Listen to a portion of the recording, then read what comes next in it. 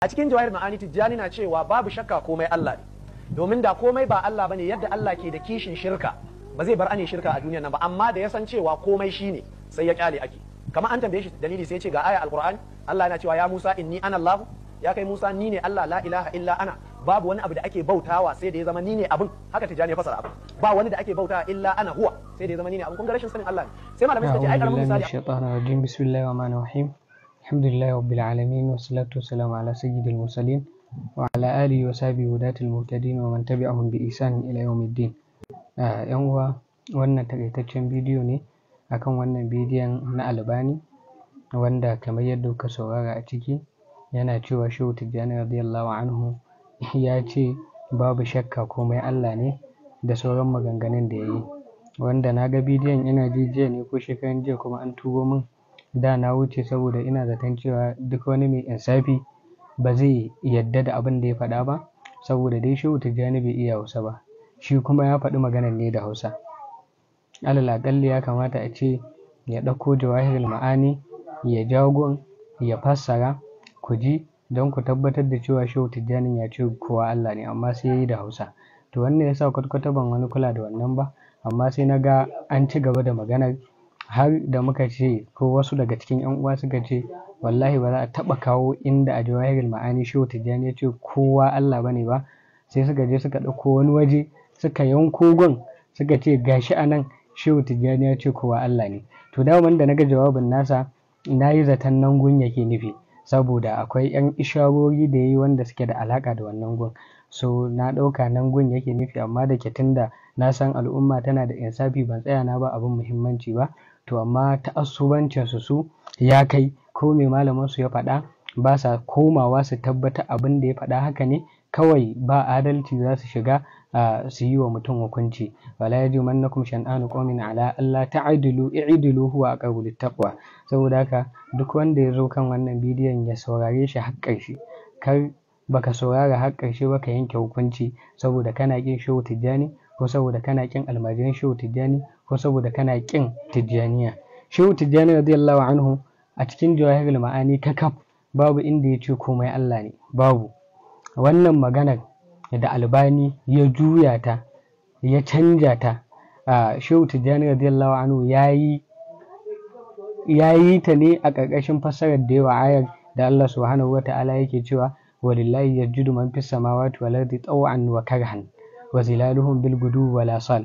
Shehu Tijjani ya ce ga Allah ne dukkan wanda suke ƙasa da wanda suke sama suke yin sujjada dan bi, ɗau'an kenan, wa karhan da kuma tilas. Wato akwai wanda dan bi suke yin sujjada kamar mu'mine, akwai kuma wanda dan tilas suke yi, su ma ba san suna yi ba kamar kafirai. Shehu Tijjani da ya zo fassara wannan ayar sai ya ce fa kullu abidin, dukkan mai bauta, aw sajidin ko mai sujjada, li ghayrillahi ga wani Allah. Kaga yanzu to ka ji fa tun anan fa Shehu Tijjani ya tabbatar da cewa wanda suke bauta wani Allah ne, ba Allah bane ba. Wannan abun kuma bai zama Allah ba, saboda gashi anan Shehu Tijjani ya fara ware shi.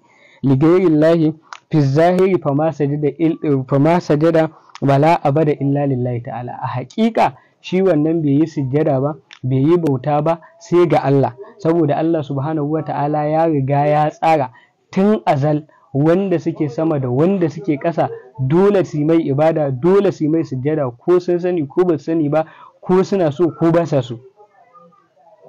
Ya ce li'annahu wal mutajalli fi tilkal albas, saboda shi riga ta cancanta da abautawa, abu Allah subhanahu wa ta'ala ne yake tajalli a cikinta. Saboda haka duk wanda ka bautawa ba Allah ba, to wannan abin da ka bautawa daman bai cancanci bautar ba. Allah subhanahu wa ta'ala shine ya cancanci bautar. Saboda haka wannan abin da ka bautawa ƙarya ka bautawa, Allah subhanahu wa ta'ala shine ya bullo ma ta wannan gun, saboda ka ki bauta mai dan biyayya sai ka bauta mai ta dalilin waɗanda su ƙarya ne, Allah subhanahu wa ta'ala shine gaskiya. Sai Shehu Tijjani ya ƙara bayani ya ce wa tilkal ma'budatu, waɗannan ababen bautar gunkuna ne, wasu abubuwa ne wanda ba Allah ba gunkunan ba. Ya ce kullu ha tasjudu lillahi ta'ala, dukkaninta ita ma tana yin sujjada ga Allah subhanahu wa ta'ala. Kamar yadda kai kake bada sujjada haka take wa Allah subhanahu wa ta'ala sujjada, saboda ita ta san ba wanda ya cancanci a yi mai sujjada ko ai mai tasbihi sai Allah subhanahu wata'ala. Wa in min shay'in la yusabbihu bihamdi walakin la tafqahuna tasbihahum. Saboda haka su kansu wanda kake yi wa sujjadar Allah subhanahu wata'ala suke yi wa sujjada. Yace kulla tasjudu lillahi ta'ala wa ta'buduhu wa tusabbihuhu, tana yi mai tasbihi kamar yadda Allah subhanahu wata'ala ya faɗa wa in min shay'in illa yusabbihu bihamdi. Yace walau annaha barazat li ibadatil khalqi, da a ce ita ta bayyana dan bayi su mata bauta kamar yadda Allah subhanahu wata'ala ya cancanci bauta, ya ce ai mai bauta, su ma waɗannan a ƙashin kansu su gungunan su fito su ce ai musu bauta.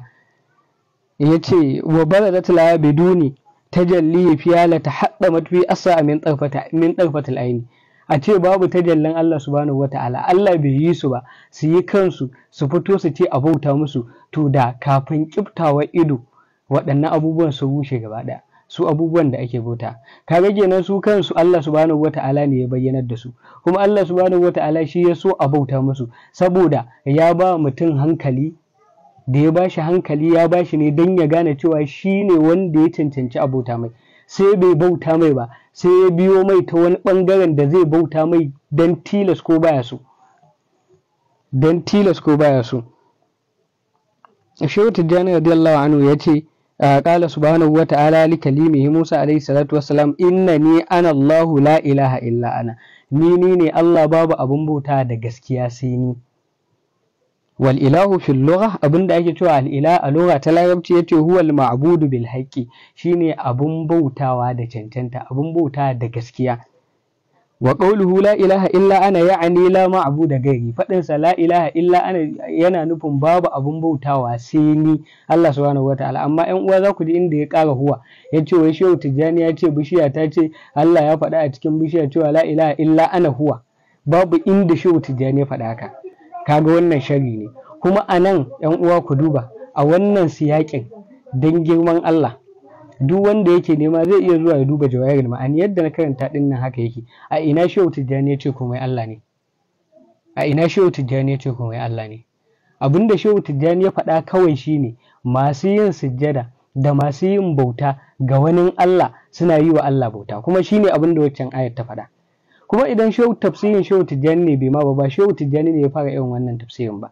Malaman tafsiri su ma sun fassara kamar yadda Shehu Tijjani ne ya fassara. Mu fara da al-Imam al-Qurtubi. Al-Imam al-Qurtubi ya fassara ya ce walillahi yasjudu man fis samawati wal ardi taw'an wa karhan, yace fa ammal mu'minu, shi mu'mini fa yasjudu da'ian, yana yin sujjada yana mai biyayya.